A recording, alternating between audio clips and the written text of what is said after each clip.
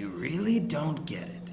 Listen, kid, half the guys in this alley did a podcast with the devil at some point. Their devil gave them power and wealth and love and fame, everything they'd ever want. Then he collected, and they have to be bums in alleyways for the next however long. Look, Sonny, there's a lot you don't understand about what's been happening to you.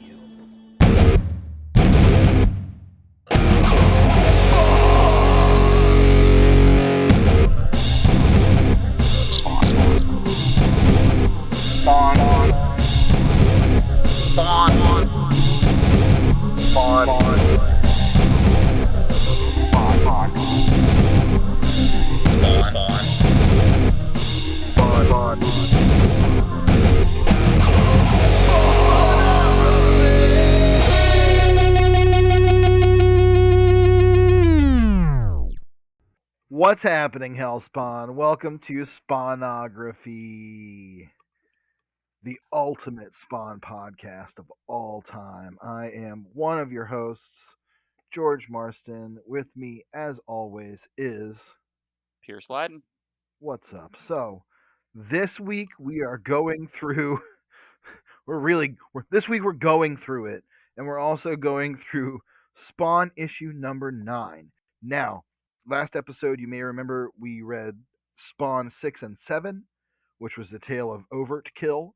We covered Spawn number 8 in the episode before that because it was kind of a tie-in and follow-up to Spawn number 5, the story of Billy Kincaid, as told in 2 parts. It's not that confusing if you've been listening this long. And thanks for still listening. You'll be reminded that last issue we revealed the internal name for what this group of issues is called. It's the CoCoSwiss. Forgot about the CoCoSwiss. Which is what Terry Fitzgerald was calling this little group of issues that are by famous comic book writers. So issue 8 was Alan Moore. This issue 9, is Neil Gaiman. Issue 10 will be Cerebus's Dave Sim, and issue 11 will be Frank Miller. I know you've probably heard us say this at least 4 times at this point. I think we've said it almost every issue, almost every episode. But there it is again, the CoCoSwiss. CoCoSwiss continues this week with a pretty important issue. Yeah, important both in terms of the story of Spawn, because we'll get some follow up here and some further sort of myth making and world building to some tidbits that were dropped in the previous issues by Alan Moore and even by Todd himself. And so there's also some real world interesting implications of the CoCoSwiss in terms of what happens in this issue and who appears and the fact that Neil Gaiman wrote it. And we'll get into that. It's a pretty famous story, but we'll give you the TLDR and break it down. All you need to know at this point is that Al Simmons is Spawn.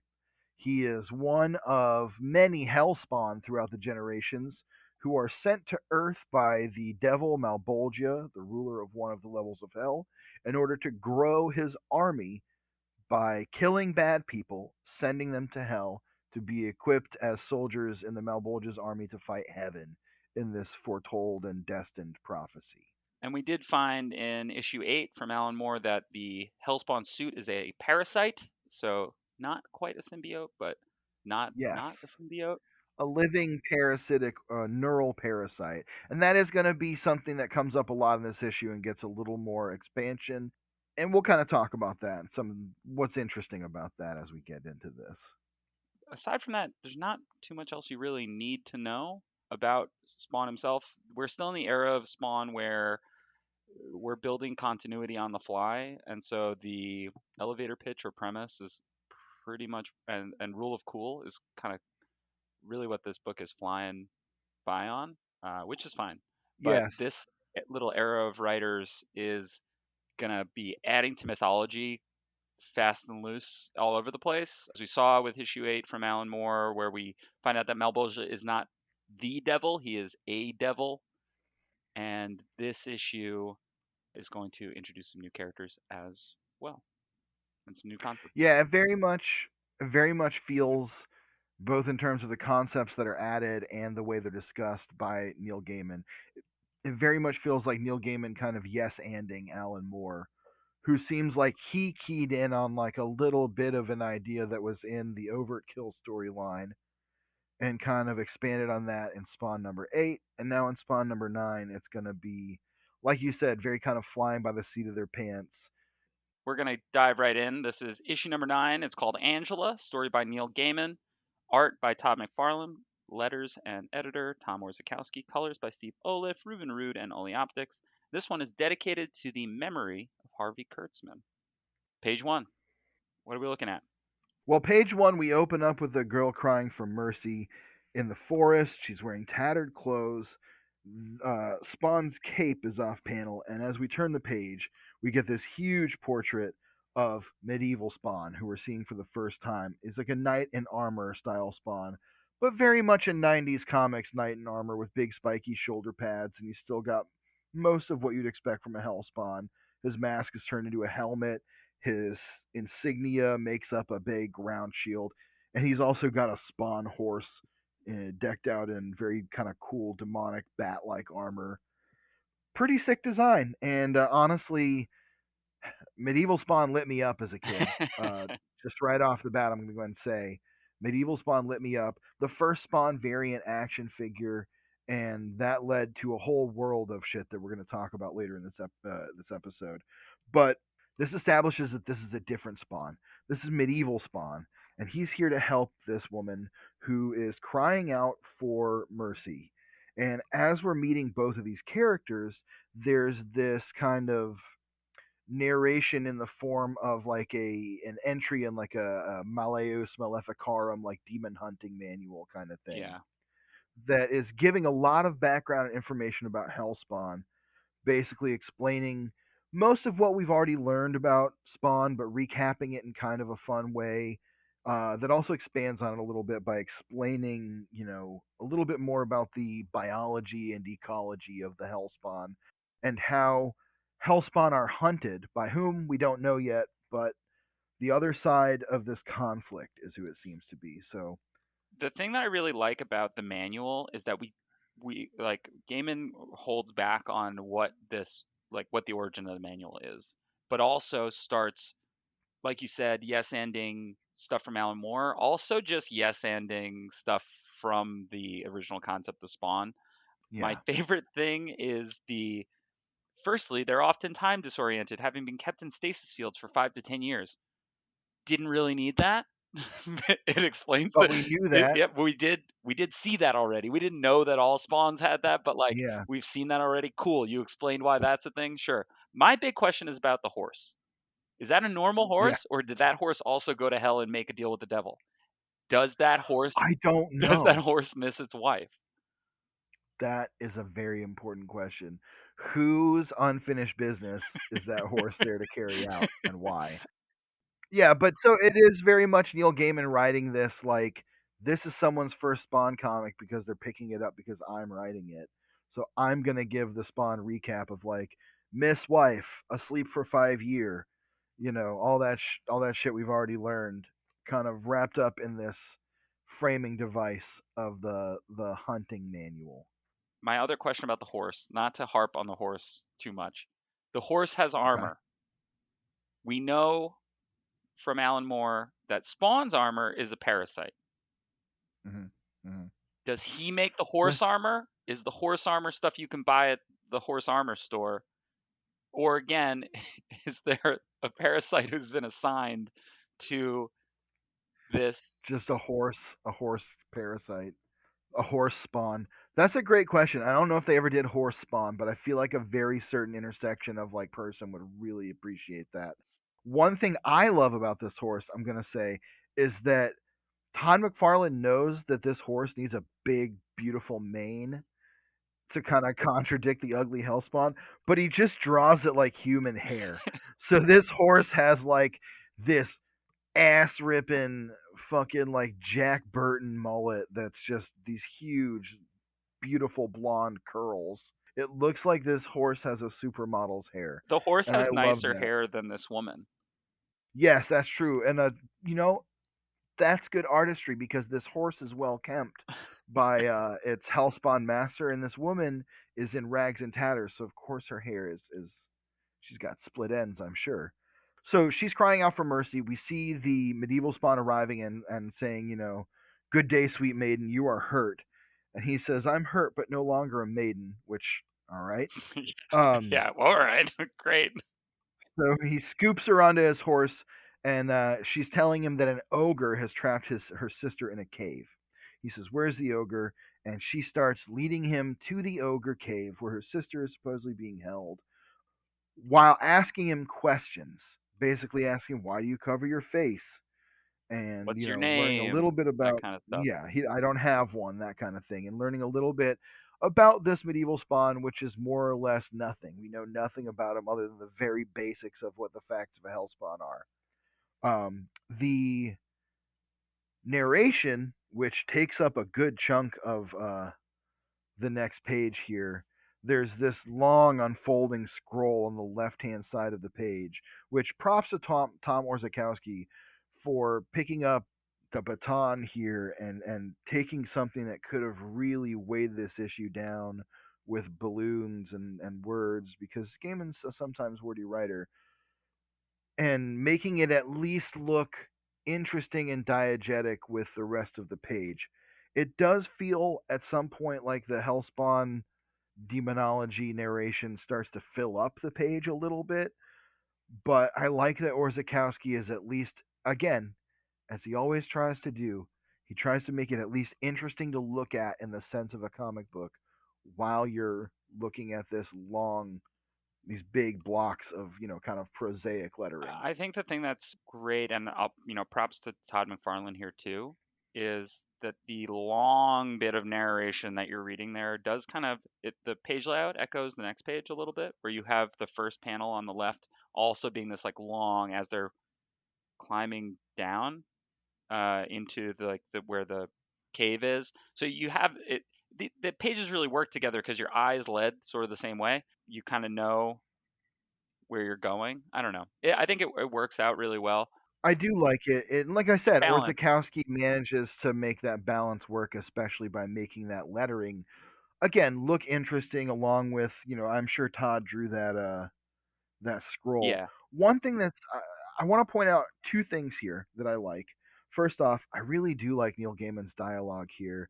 He's kind of a guy who works best a lot of the time when he's working in these very kind of like fairy tale sort of milieu where he's kind of drawing these big archetypes in a story that is more of a myth making kind of thing than a real continuity driven sort of story, even though it ultimately is, and we'll find out why. But especially in this sequence where they're climbing down to the cave and she's saying, "That's the cave in which the ogre has my sister, my lord. He is most strong and fearsome." And then Medieval Spawn says, "I am also most strong and fearsome. You wait here." And she says, "No, I'm coming with you. I know the secrets of the cavern." And so, like, it's just very. I'm trying to think of the right exact word it's very folkloric. That's exactly the word I'm looking for. It's very folkloric where this feels like a storyteller telling you this story. The dialogue is kind of meant to be more catchy and engaging than really character building, because as we'll find out in a minute, on this next page at the very end, this young woman is not who she seems. So even the character that we've built for her this far of a maiden in distress whose sister is taken by an ogre, that's a ruse, because at the end we learn who these hunting methods are being explained to, and it's her. Yeah, and we get So this awesome, as we kind of I like the little tease in the corner. We see her with like a devious look behind Spawn, and you're like, oh, what the yes, hell's going on? And we get more hunting methods. And the next page, another little scroll, big splash page.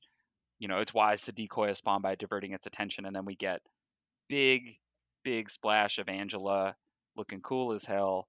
We see kind of all of yes, the we can tell she's experienced because she wears Spawn medallion earrings, and she's got all these like Spawn medallions on her weapons and stuff. yes, the insignia that she's taken as trophies. And this brings up the second thing that I was going to say, which is the perfect time to mention it, because this page, and so this whole issue, in a lot of ways, feels very different for me than a lot of the Todd McFarlane we've seen so far.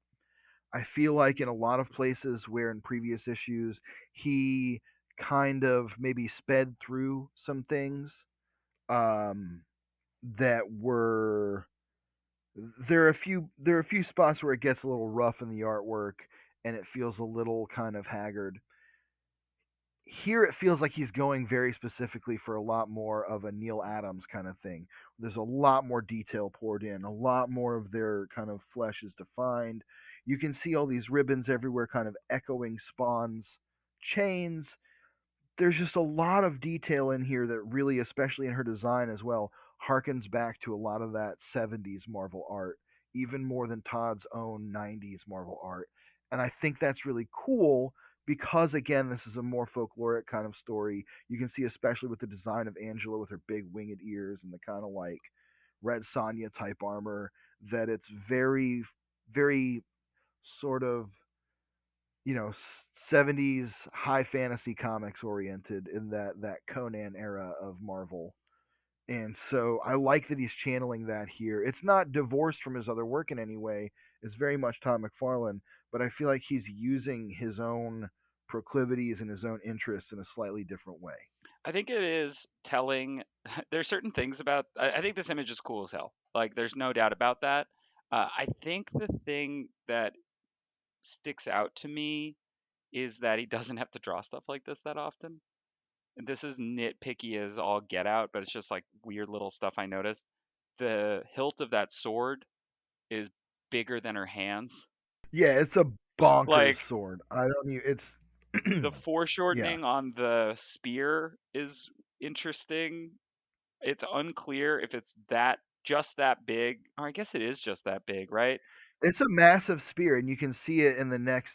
You can see it a few times through this issue that she carries a spear where the spear head is like as big as her body. It's like a '90s extreme version of like any kind of a spear, and it looks awesome. And again, the Angela action figure, which again we'll talk about soon, another figure in the original Spawn wave, came with a gigantic spear, and that was kind of like a big thing, like a big accessory for her, along with all those little bands.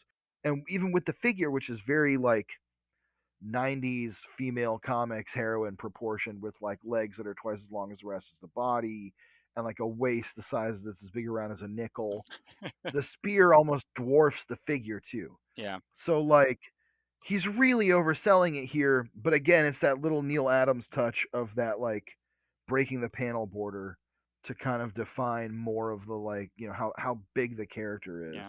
Also, when she That transforms, sword is hilarious though. her hair is now as good as the horse.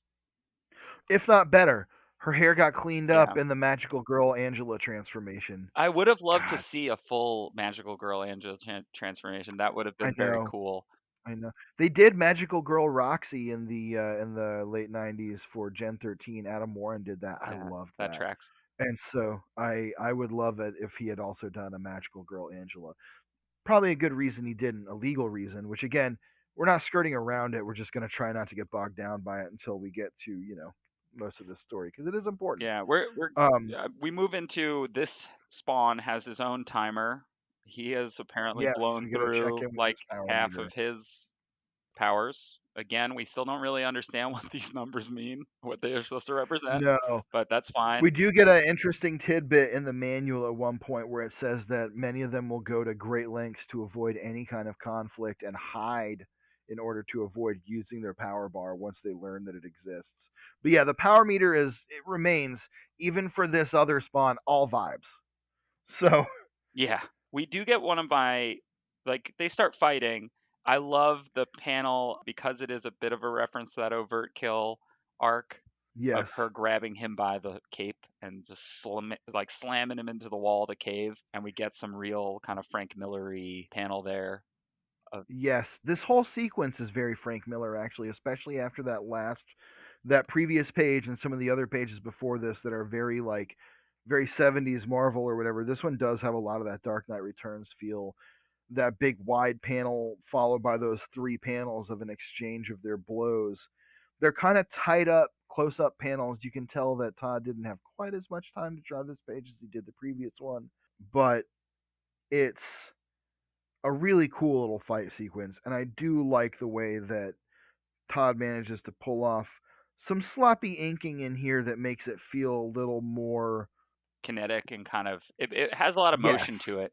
I love yes, Angela's, that fits the and panel. I love like Angela's stance as she's swinging him, real like wide stance. It looks really powerful. Like Angela feels, we're being told that she's hunting him. It feels like she's hunting him, and she feels like a match for this Spawn, which is really really cool. And it's a listen, it's a tale as old as time, right? A trope as old as time to have a new character show up and they beat the hell out of the hero, and then you're like, oh, okay, I guess this random new character is on the same level as them. Here it really works because the lore also still hasn't. Spawn hasn't fought anybody at this point, right? He's fought Overt Kill, who's a robot, and he's kind Yeah. of fought Violator, who's a different demon, and that fight doesn't really go anywhere. It gets kind of broken up by their dad. And in both yeah, boys. In both cases it starts out setting up that this character is a match for Spawn, and then Spawn coming back way harder and kind of doing the action hero thing of like licking his wounds, coming back and kicking their ass. And the other interesting thing here is that for medieval Spawn, this is the end of the road, Yeah, right in this issue. He gets vaporized by what is called in the Spawn hunting manual a just a lance. right. There's this kind of whole list of different weapons that who we are now gathering are angels like Angela use to hunt the Spawn. It explains a little more about Spawn's carapace, saying that it can act on its own. Sometimes, even if you kill the host or mostly kill the host, the carapace itself will react. But it explains that the lance is all important because the lance is what basically separates their connection from the suit and sends them back to Malbolge's realm to be his eternal soldiers. We also still don't really know what Angela is. That's true. I kind of jumped the gun on saying she's an angel, but like Yeah. it's kind of implied at this point because of her name is Angela and she's got the big wings and Yeah. everything. We technically don't know that she's an angel yet, but if you haven't put it together by this point, that's on you. So basically, what it says is, once activated, the lance sets up a dimensional resonance that will lance the Hellspawn from this level of existence like pus from a boil. So rather than sending it back to hell, it sends the suit back, and the guy inside is just basically sent to the realm beyond souls or whatever, like ultimate nullified, where he's just undone from Super dead. existence. Yes, he's not just nearly dead; he's really most sincerely Yeah. dead.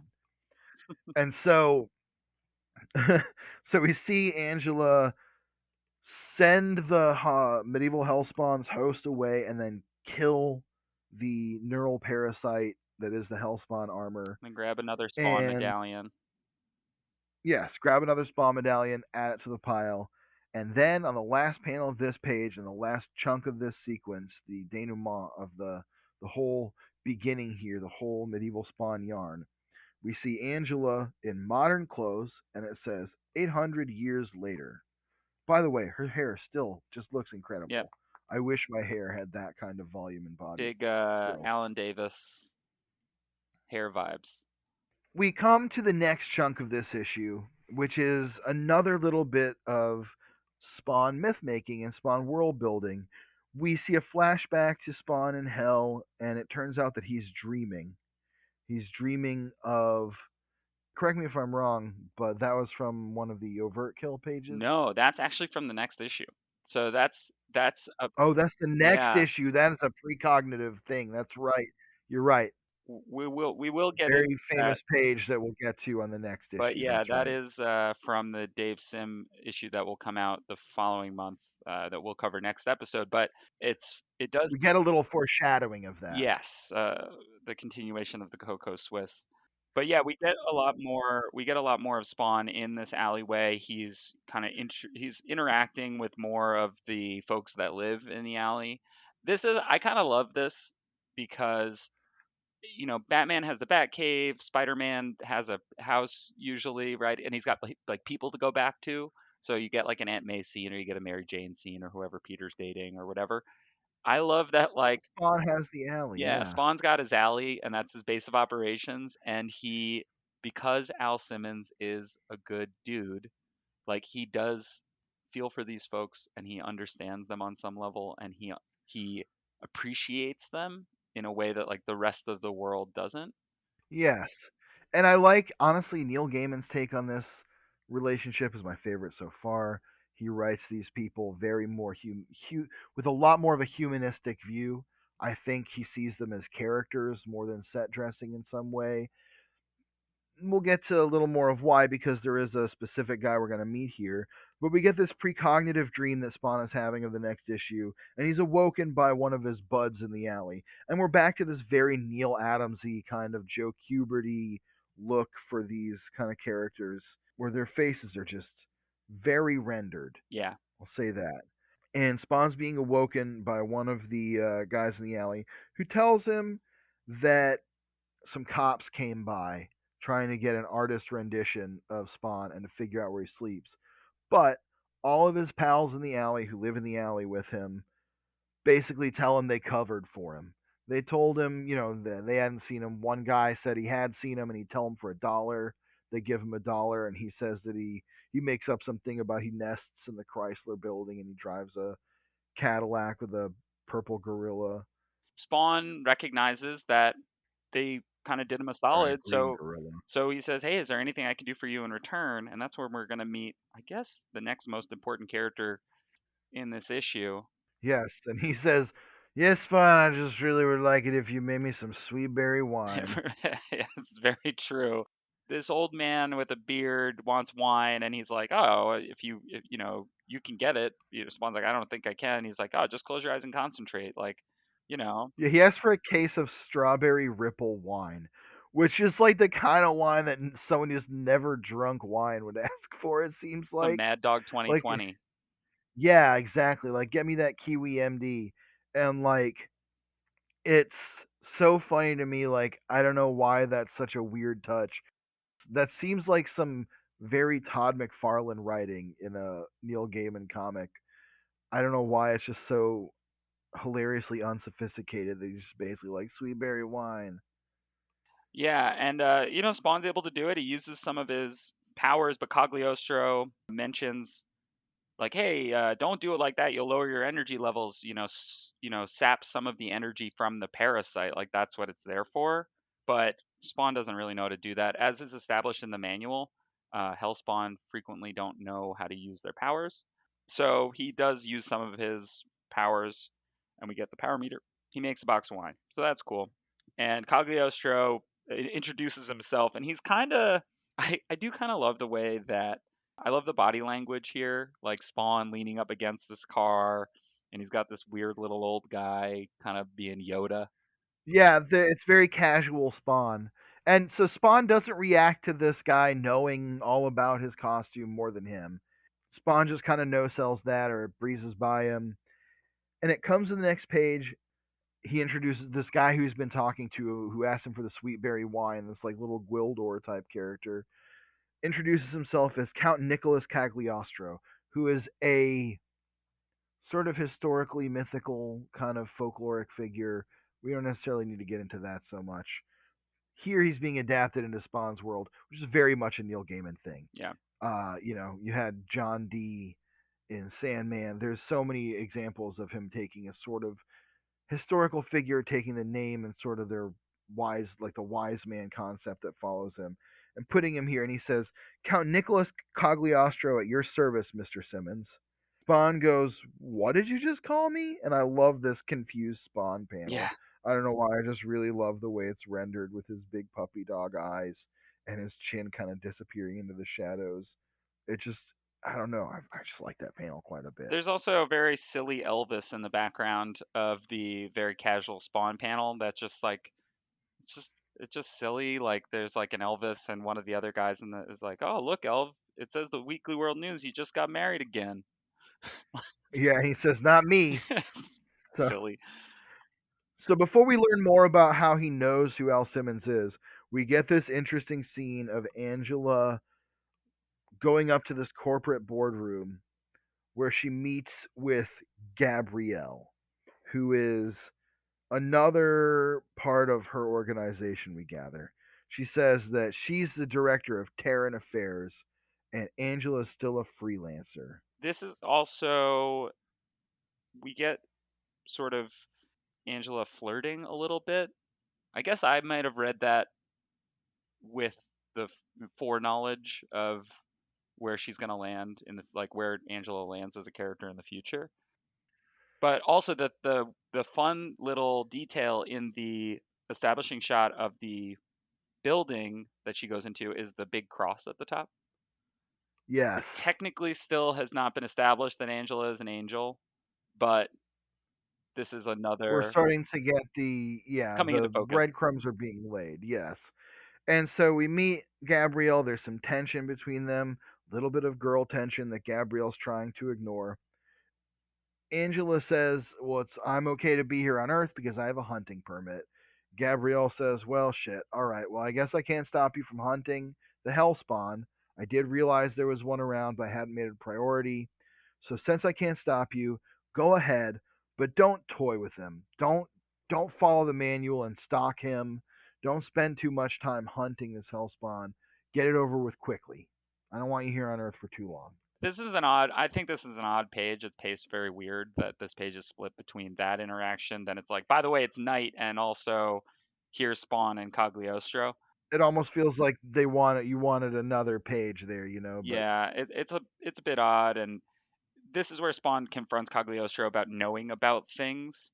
So Cagliostro explains like, yeah, I knew about the costume, that didn't phase you. I know about the Malbolgia, the guy you did the deal with. give me back my wife and I'll serve you forever. That guy. Yeah. I love that quote. Spawn also doesn't know the things that we know as a reader, right? In issue 8, when we saw Billy Kincaid in Hell, we learned that there are multiple levels of hell, and Spawn is about to find out that the deal that he made is not a deal with the devil, it's a deal with a devil. And Cagliostro is going to explain that Malbolgia is not the end all and be all. Spawn's kind of catching up, kind of catching up with the reader's knowledge a little bit. Sometimes I find that frustrating as a reader when it's like we know a lot of stuff that the main character is kind of having trouble grasping or getting caught up on. But I think it kind of works here still. We're so early on in the book that it's okay to know a little less. Yes, Al Simmons learns that he is not the only one who's made a deal with the devil, and nor is the Malbolgia the devil he made a deal with the only one. And Cagliostro is again just like you really don't get it.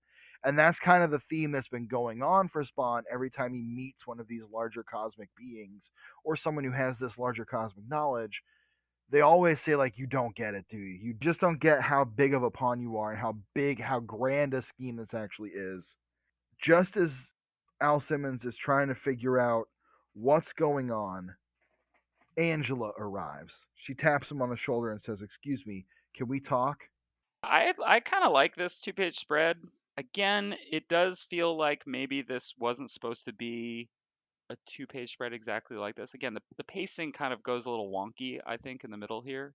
Yeah, we do sort of get an Angela magical girl transformation across the top of the spread, but that kind of Cagliostro face there that's split between the two pages in the Yeah, it's not middle. great. I mean, I know you're reading from the compendium. It's not even great in the actual issue itself, partly just because Yeah. it's always hard to line those up properly, and so you get that weird kind of split thing going on. It's an odd choice to put a face Yeah, there. well, and also it's even odd to have this panel of Spawn getting whapped. Kind of his leg is like on one side of the page, Angela's kind of on one side Yeah. of the page. It's just a little, it's all a little bit odd. The pacing is it's very sort of it's an almost kind of manga-esque spread where it's all vibes. Angela is sort of taking up most of the left-hand side and then kind of in a separate panel from where we see her attacking, but totally disconnected and overlapping with it in the same way. There's Spawn kind of spinning out from her, avoiding her. Oh yeah, because she's shooting lasers now. Yeah, she's like shooting lasers. There she is. And again, hard to see Angela in that panel with Spawn. She's kind of tucked away on the side of the page. It's a strange decision to make this a two-page spread. Doesn't work as good as some of the ones that we've seen.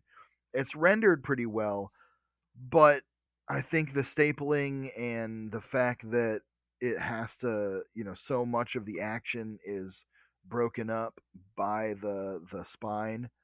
is kind of a mistake. The good thing is that it's going to be more than Misstep. made up for after this. She is going to finally catch Spawn with that lance, and he will kind of blip out of existence and leave behind the suit. But unlike last time, she doesn't like kill the suit right away. The cape becomes like a pool. And we see Spawn's hands. Yeah, his hands are like coming up out of it, and then she dives in on the next page. Well, I get the impression that he's reaching out and grabbing her.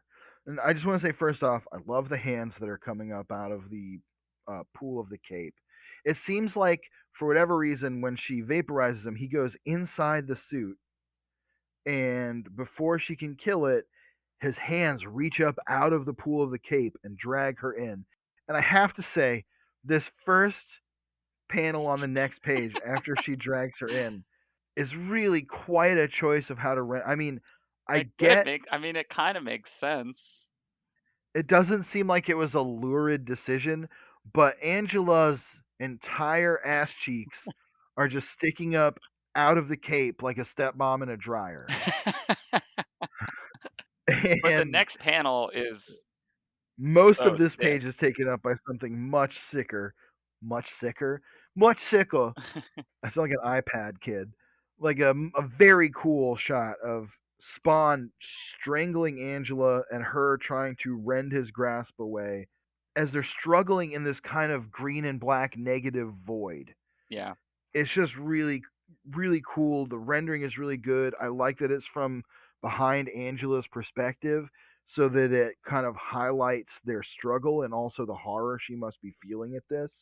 Again, much like the panel of her face down, ass up, it doesn't feel like a lurid choice for him to be choking her. It feels like a horror movie moment.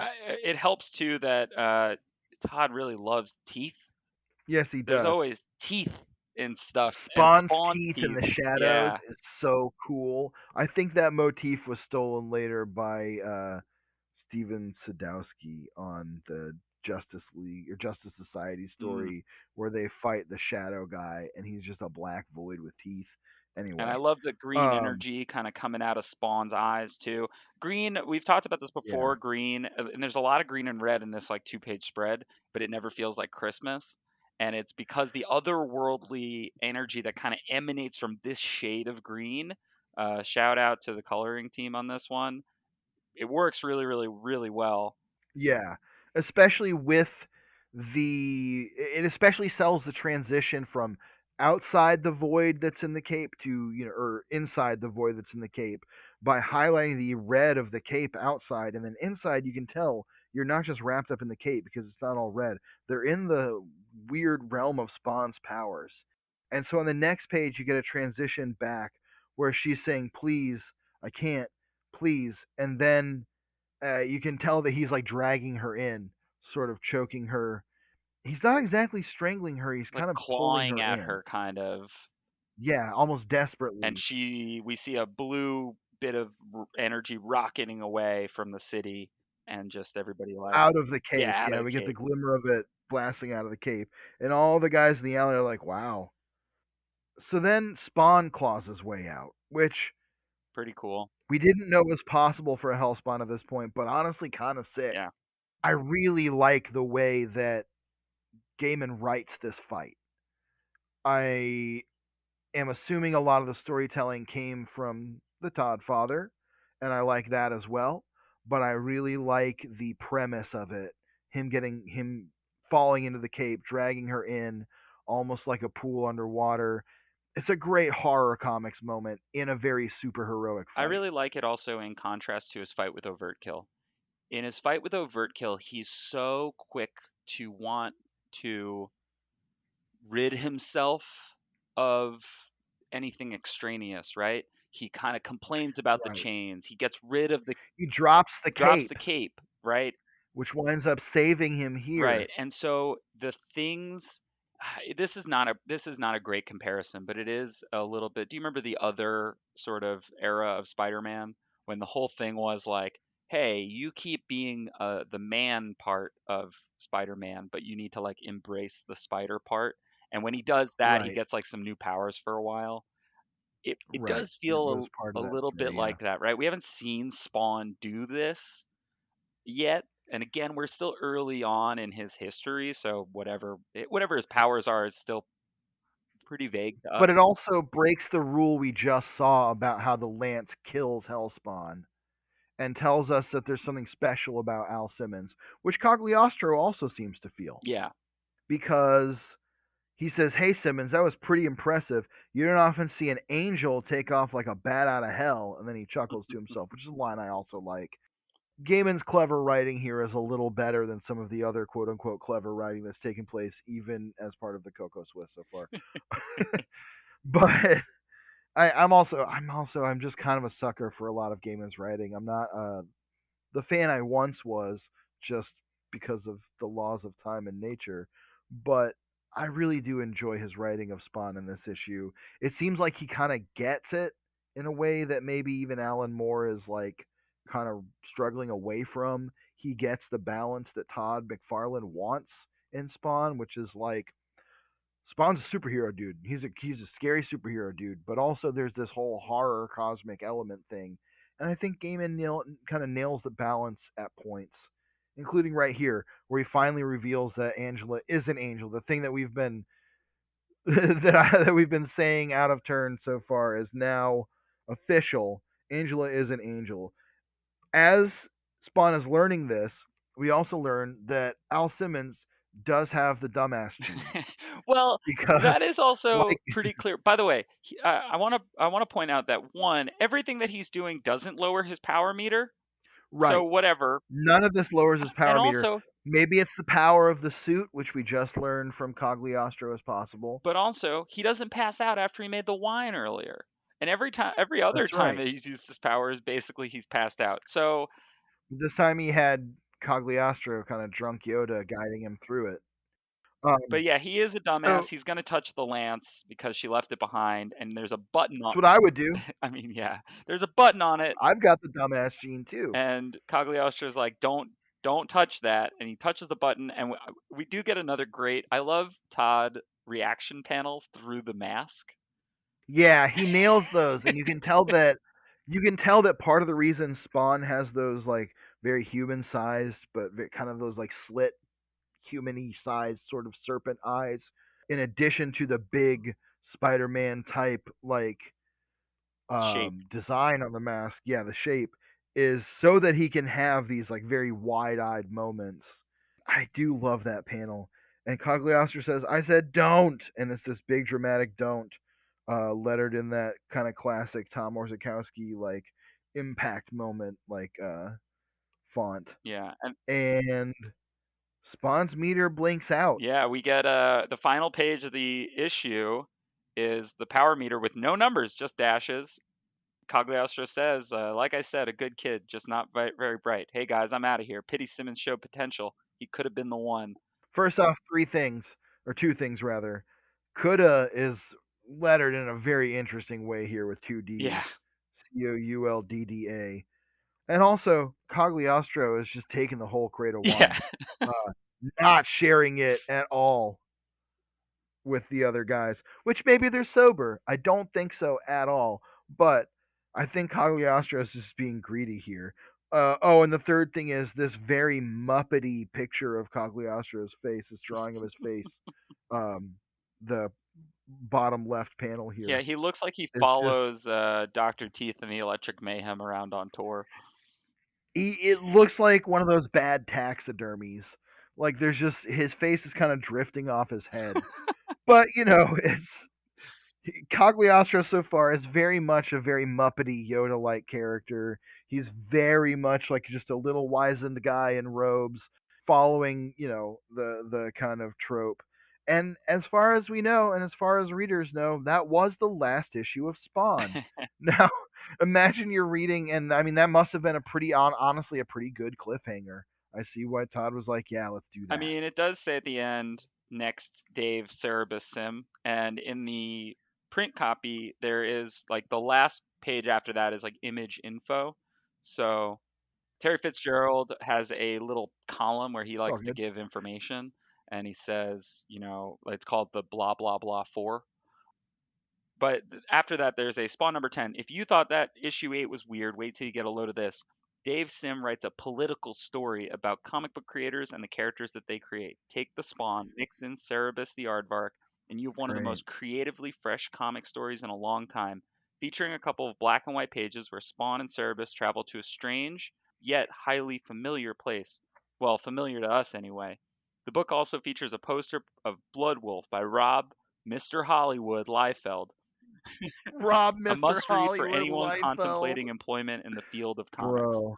So, Can't wait to read about Dave Sims' politics. yeah, well, thankfully we don't have to get into that until the next issue or next episode. No, but there are some other things that we should discuss now that we've gotten through that issue.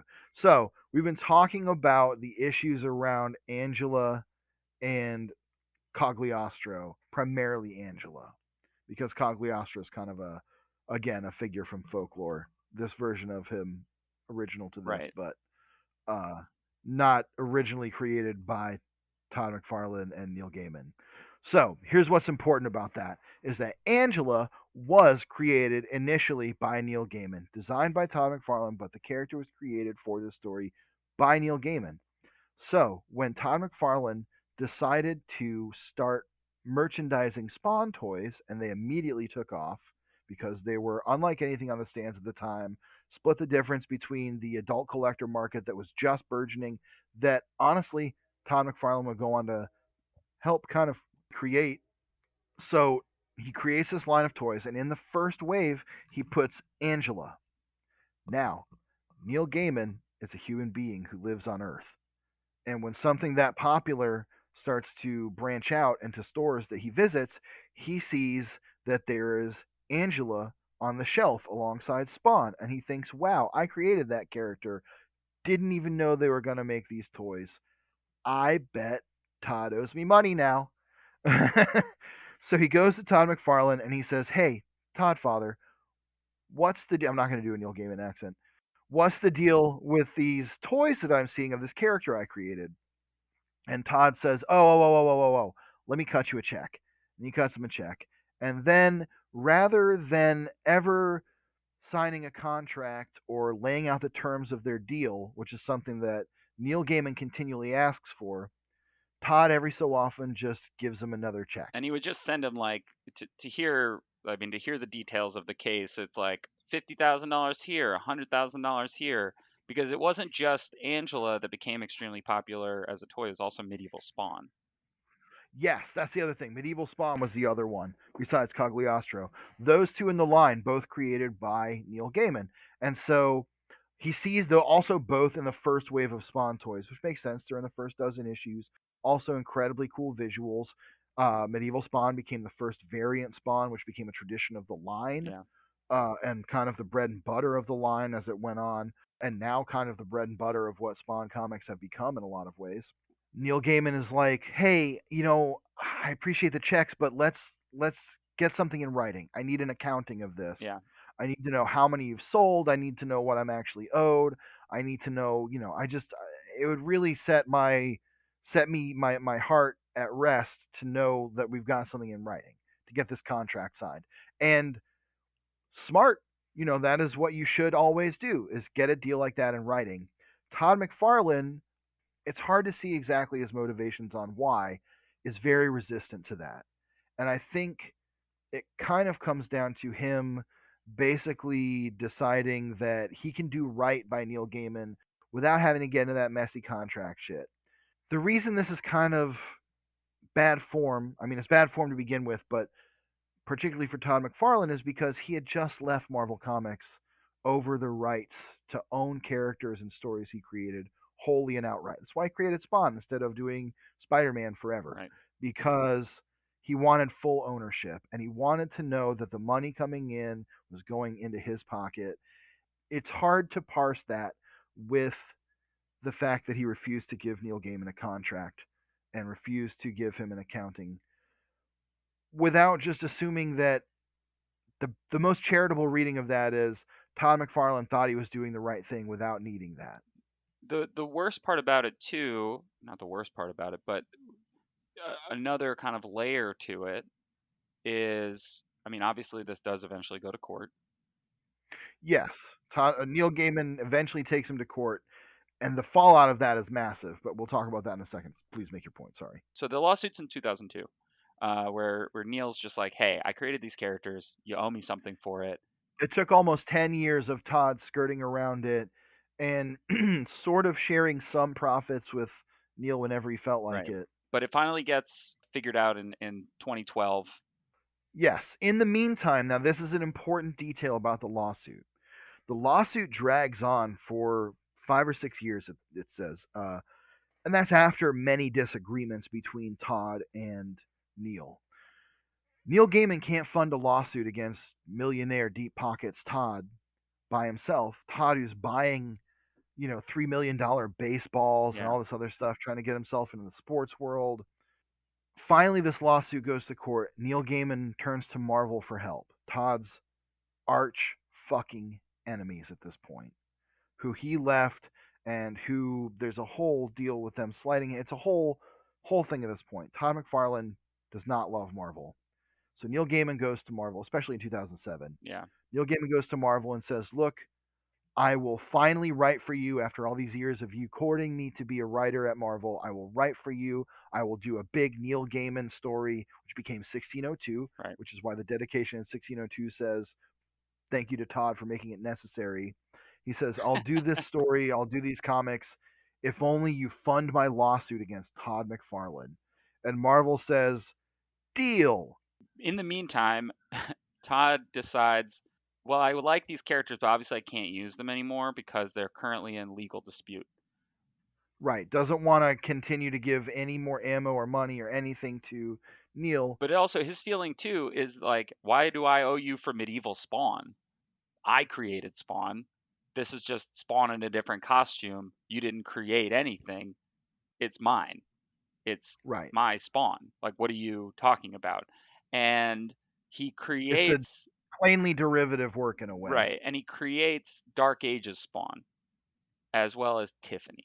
Two characters that are meant to sort of take the place of medieval Spawn and Angela in the overall narrative. Right. And those are characters that will come up later. Medieval Spawn does appear again after this Mhm. pretty quickly. He gets I think he gets his own limited series, and he also gets Medieval Spawn Witchblade Yeah. and some other stories. So we do learn more about him and see more of what happened in the lead up to this, but not when the lawsuit happens and not when the animosity starts. So The other thing too is that Cagliostro himself would appear in the Spawn film. yes. So there's a lot of different So did layers. Angela. Angela was teased in that. Yeah. It was a cameo. Technically, she's not named in the movie. There's a lot of She's layers just to it. yeah. There's a lot of layers. There's a lot we could go into. But ultimately, what happens is the lawsuit is settled, and in 2012, Todd McFarlane retains partial ownership of Medieval Spawn, and so he's allowed to continue reprinting, etc., all that stuff. But he shares the credit with Gaiman. Gaiman wins the rights, the legal rights of ownership to Angela, the character of Angela, not to the larger mythos attached to her, not to, the characters that are derived from her, like Tiffany and other characters that kind of build on the mythos that Neil Gaiman sort of started building into the Spawn franchise, but gains the rights to Tiffany. And immediately after the lawsuit is settled, like immediately after, he turns around and sells the character to Marvel fucking Comics.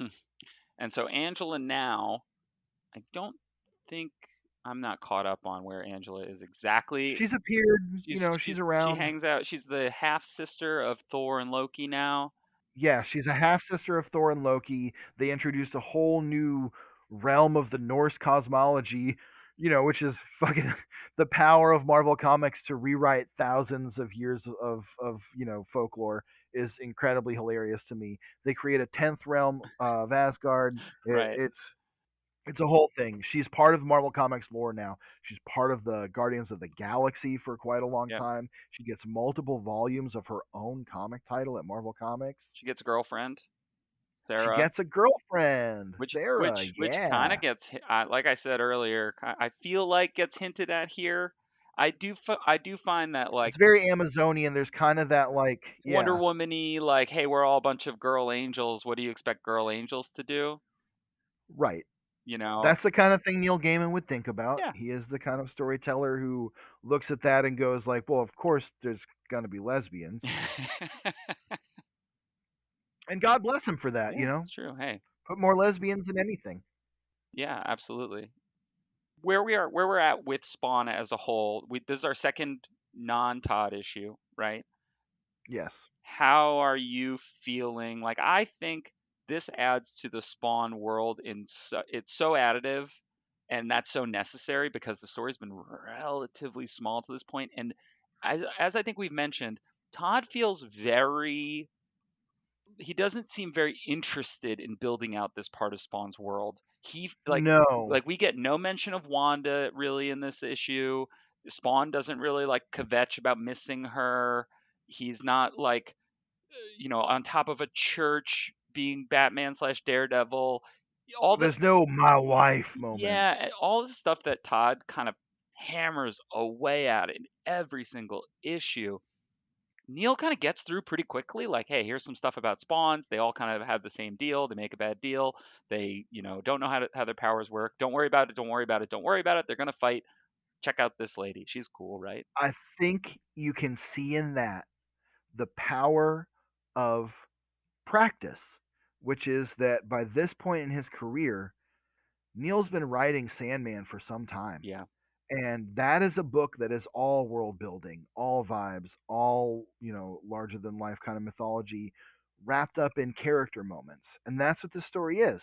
It is these little character moments that serve to build a world that is very big, that is very, I keep saying folkloric, but it is, and very mythological, that ties into all these things that have been told so far in Spawn. You can see that Neil Gaiman, whose life has been wrapped up in that kind of storytelling and that kind of myth making in Sandman, steps into Spawn and goes, got it, done in one issue that's going to define this fucking saga for hundreds of issues, and also in some ways define the entire existence and drive of Spawn. I don't want to oversell and like give him too much credit, because a lot of what that is built on is Todd McFarlane and his collaborators also yes-anding the story things that have been now defined by Alan Moore and Neil Gaiman and will be defined further on. So I don't want to overcredit Neil Gaiman and say that, he's the second creator of Spawn or some shit like that. That would be a gross exaggeration. But he lays a foundation in this one issue that is so easy to build on, that the whole structure of like the angels and the Hellspawn, how they work and their relationship with their costumes, becomes a huge part of the Spawn mythos through the further storytelling that comes from this one issue. It's interesting because I think Todd is he's so much more hung up on Al's humanity, where Alan Moore and also Neil, like Alan goes, he's a superhero, that's fine. What's below him? Like if he's in the middle and this is a battle between heaven and hell, show me more about hell, right? And then Neil goes, well, if this is a battle between heaven and hell, what's up with heaven? They haven't done anything yet for 8 issues, right? And I get to sort of do something. If there are forces for evil, if there are forces for Malbolgia, well, God's got to have an army too, or something. If these Hellspawn exist, somebody must know about it and have some opposite, right? Some force against it. And the thing I kind of like about it is like, besides Al not really understanding his powers, it doesn't really feel like anything should really be a match for him.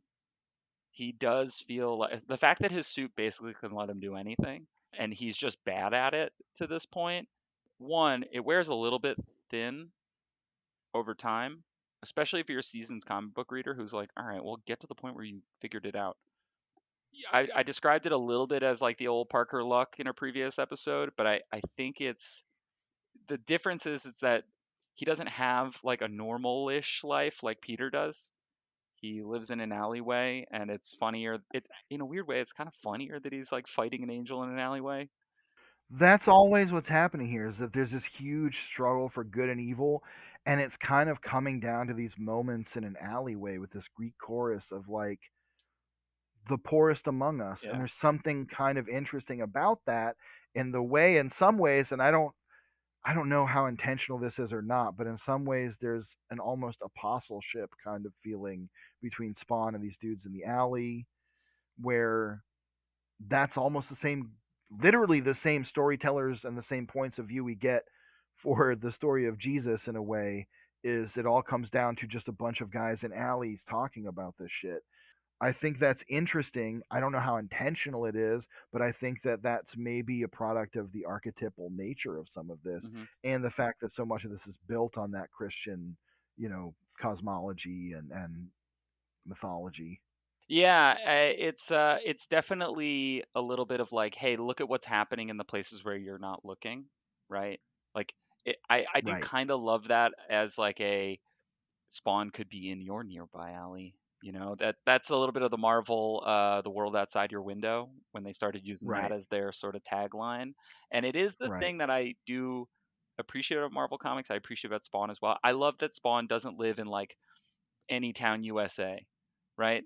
No, he doesn't live in like Spawnsburg. Yeah, yeah, He lives in New York, not L.A. right. Not LA. Even though sometimes the cops there read the L.A. Times.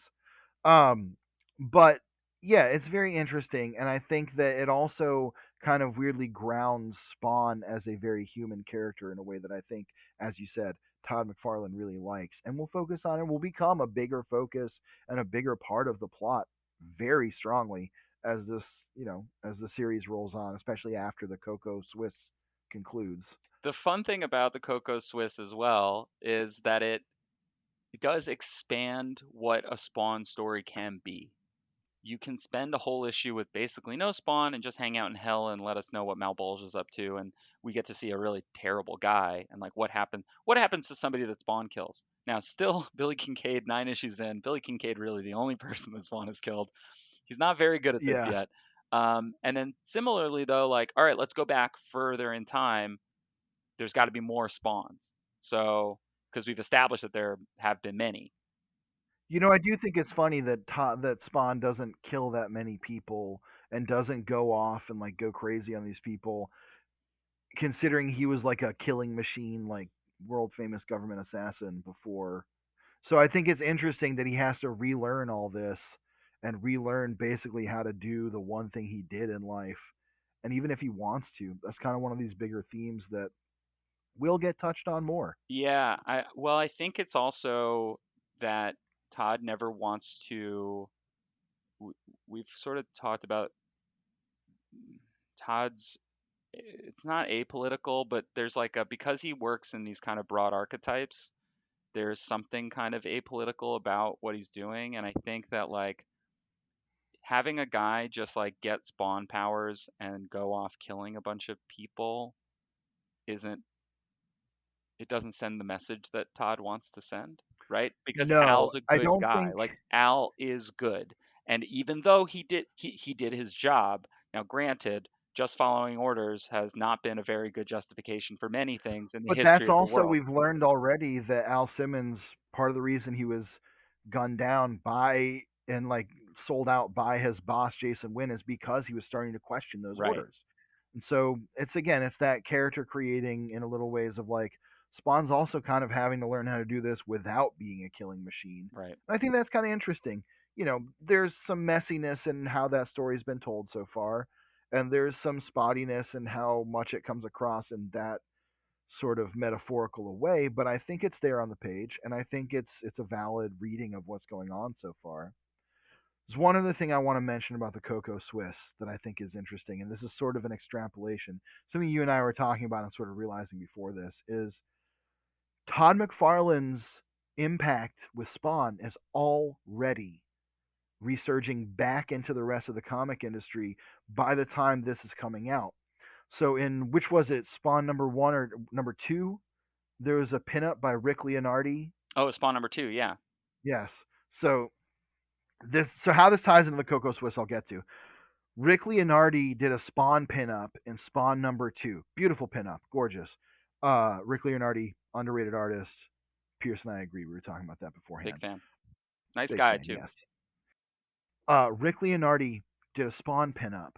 Now, Spawn is in many ways an evolution of Todd's Spider-Man. there are aspects of Spawn that existed long before Todd started drawing Spider-Man, and in many ways he was turning Spider-Man more and more into Spawn with the way he rendered his eyes, the way he rendered his webs. But there's a recursive effect in that in the design for Spider-Man 2099, which came out in August of 2000 of 2000 wow, in August of 1993, which is just a few months after Spawn Number one. number 1. Yeah. But you can see Rick Leonardi having done that. He then takes some of those elements and brings them back into Spider-Man 2099 with the big skull on his face, his eyes, the shape and like angular like And his um claw hands. and his claw hands, the shape of his eyes and his claw hands. There's some of those elements that are coming back into mainstream comics. Not saying in any way that Rick Leonardi ripped off or took anything from, like stole anything. I'm just saying you can see that design influence and how it would influence how these artists that are designing characters are thinking about superheroes, even as Spawn is rocketing to popularity. That's in the same way that like Liefeld put the pouches out there and the like extreme shoulder pads, cybernetic limbs. We credit him for a lot of that. The claws and the chains and the skulls and even the shreddy web cape are kind of coming back in as elements that we're seeing. What's funny about that with the CoCoSwiss is the CoCoSwiss was done in response to Todd McFarlane receiving criticism that he sucked as a writer. Yeah. He was like, "Well, if I'm bad, then we'll show you what Spawn can be by bringing in 4 of the best writers of all time." Here's 100 That grand, led to, guys. yeah, it was like $100,000 or $200,000 each for one issue, which is crazy. But then, just a little while later, I think in 1995, which might have been around the time this was coming out, then Todd McFarlane debated Peter David, the writer and co-creator of Spider-Man 2099, about who is more important to comics, artists or writers. So it's all part of this saga of Todd McFarlane trying to be respected as a comic creator, not a writer necessarily, but as a comic creator and a storyteller, while even arguing that he can do it without a writer, which he's kind of proving by selling these comics. It's just an interesting kind of side saga in the story of Spawn is a story of Todd McFarlane trying to get some respect as a storyteller and on some level as a writer. Well, what's kind of crazy is that by going off and doing his own thing, suddenly everybody was like, "You're insane," and also now you're bad at your job. Yeah, Spider-Man number one sold 2.5 million copies. It is still the highest selling book by a writer artist of a single issue of all time. Right? If we're, yeah, I'm pretty certain that's still the case, and we I mentioned think that you're right. before. Also, Spawn number 9 comes out in March of '93.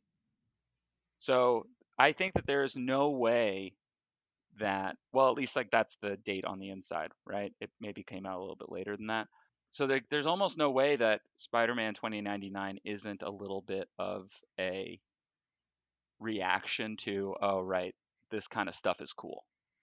Yeah. You And know? again, not saying in any way that anyone ripped anything No, off no, no, there, no. but it's that same evolving language of comics that when one thing starts to become that mega popular and those elements start to become mega popular, they start to recursively focus back into the industry. Just like other artists started drawing Spider-Man in fashion with Todd McFarlane instead of the house style. Like you Right. started to see Eric Larson and other artists that were working on Spider-Man at the time sort of adopt those traits and do them well. And I think what we're going to see over time, especially as Spawn will eventually go into a more fallow period, is that Spawn then has to learn from its contemporaries.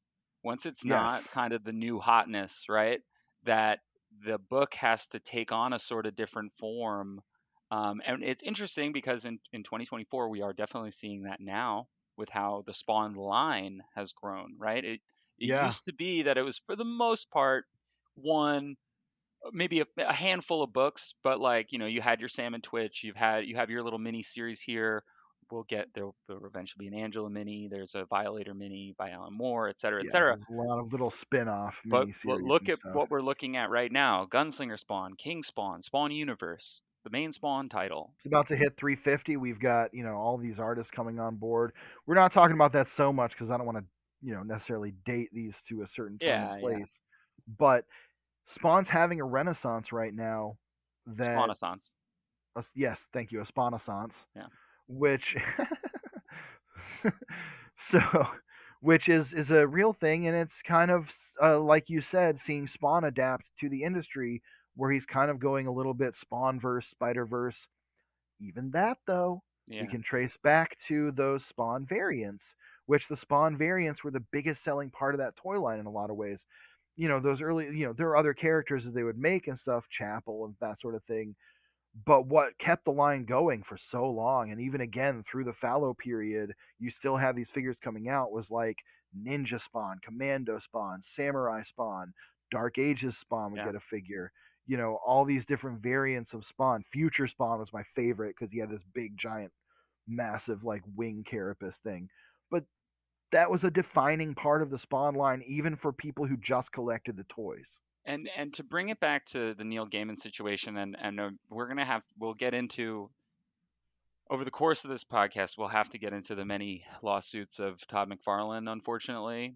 But the thing that's interesting is like it's weird for him to be a businessman with so little foresight in that regard, because it's a pat on the back, we're buddies, don't worry, I got you kind of thing. And then have him, I mean, if you look at Spawn, especially right now, and it's not to date the episode at all, but we have Spawn in Mortal Kombat 11. We have Spawn in Call of Duty. We have like Todd He McFarlane come has just forced Spawn back into popular culture. The fact that he's done it again, like 30 years later, is crazy. It shows the perennial popularity, at least, of the character. And I remember when Spawn came out in Mortal Kombat 11 a few years ago, people were hype. Yeah. People were like, "Yo, it's Spawn!" Which, like, that's wild considering most of those people are not Spawn comics readers. A lot of those people were not alive or cognizant When for Spawn they were not an idea. being popular. They were, yeah.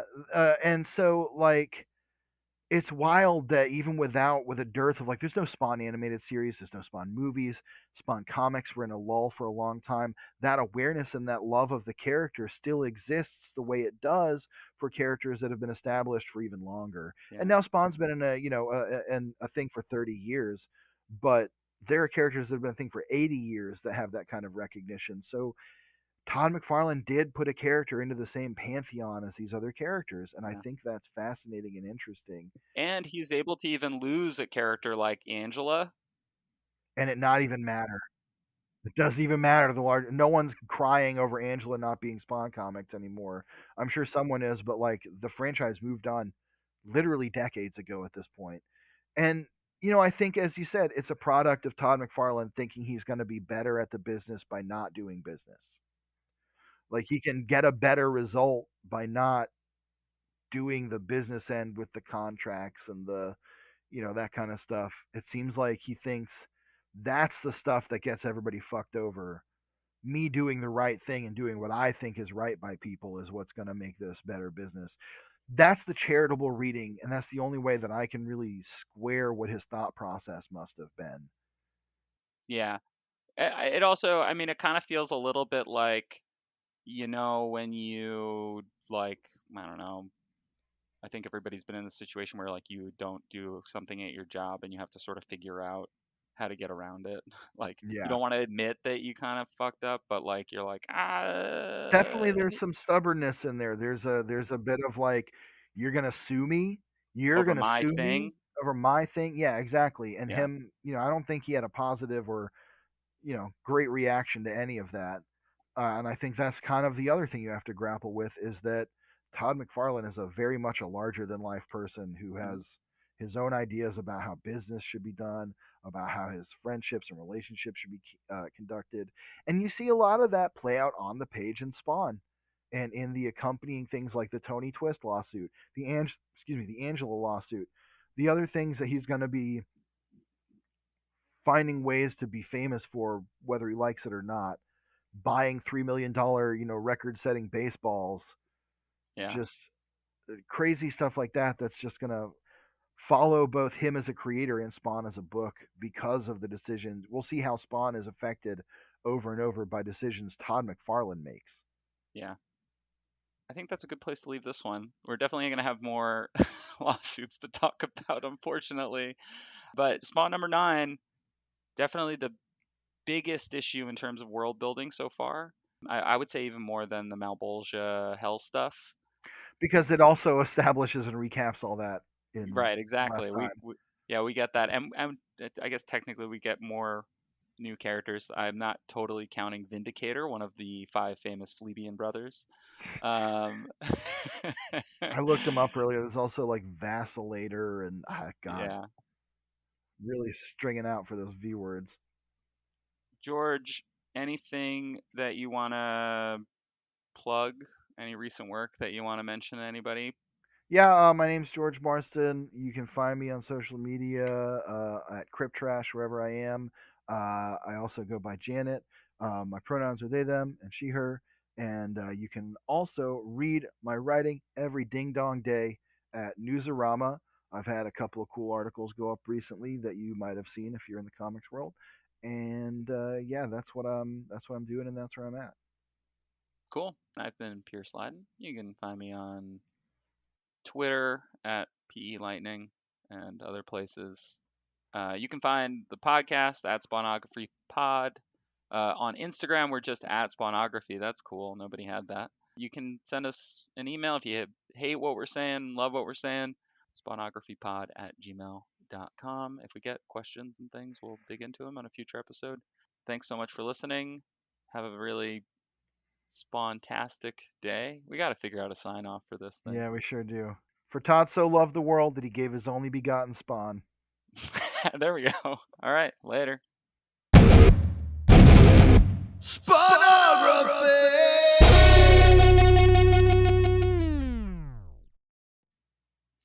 Look, Sonny, there's a lot you don't understand about what's been happening to you. Listen, kid, half the guys in this alley did a deal with the devil. Damn it, hold on. Fuck. It's all right. Just start over. Take it again. We can always edit that. Look, Sonny, there's a lot you don't understand about what's been happening to you. Listen, kid, half the guys in this podcast. Damn it! I keep picking the wrong word. It's fine, I'm keeping it all in.